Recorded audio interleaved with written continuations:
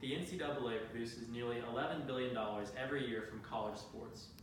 This amounts to more than what the NBA, the National Basketball Association, or the NHL, the National Hockey League, produce in a year. As of the 2016-2017 sports season, the average NBA salary was $6.2 million, and the average salary for the NHL was $2.9 million, while the average salary for college athletes was zero, as it is against NCAA regulations to pay a college athlete in any way. The average Division I college football player dedicates 43.3 hours every week to their sport, 3.3 hours more than the standard American work week. Between classes, practices, and games, most college athletes simply don't have time for a job. Although the NCAA and college athletics departments don't seem to care much about the well-being of the players and their families, they definitely care about the coaches. Although not every college coach gets paid handsomely, the top-tier coaches are certainly taken care of. In fact, in 40 of the 50 states, the highest-paid public official is the head coach of a state university's football team or basketball team. The coach of the Duke Blue Devils basketball team, Mike Krzyzewski, brings in $7.05 million annually. The coach of our very own Kentucky Wildcats basketball team, John Calipari, is currently the highest-paid coach in college basketball, making $9.28 million every year.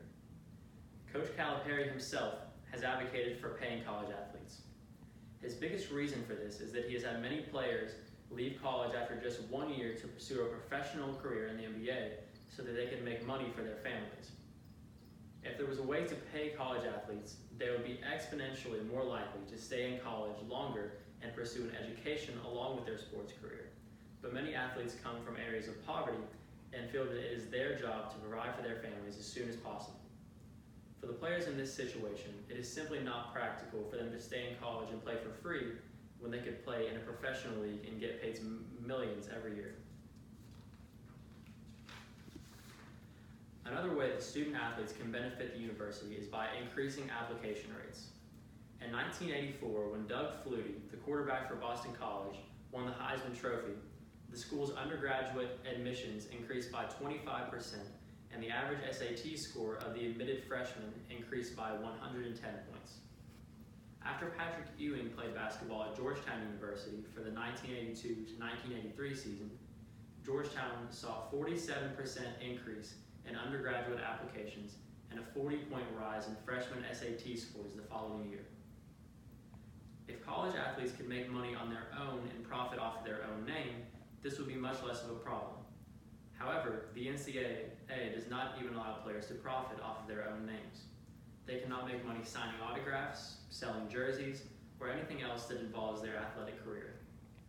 Both the NCAA and the respective schools of the players make millions from jersey sales and other merchandise relating to specific players. It seems odd to me that this organization can make money off the players' names, yet they themselves cannot. In conclusion, college athletes should be paid because they put extensive amounts of time into their sport, make the university massive amounts of money, need to support their families, and because their coaches get paid. The impact that college athletes can have on a school should not go unnoticed, but should be rewarded.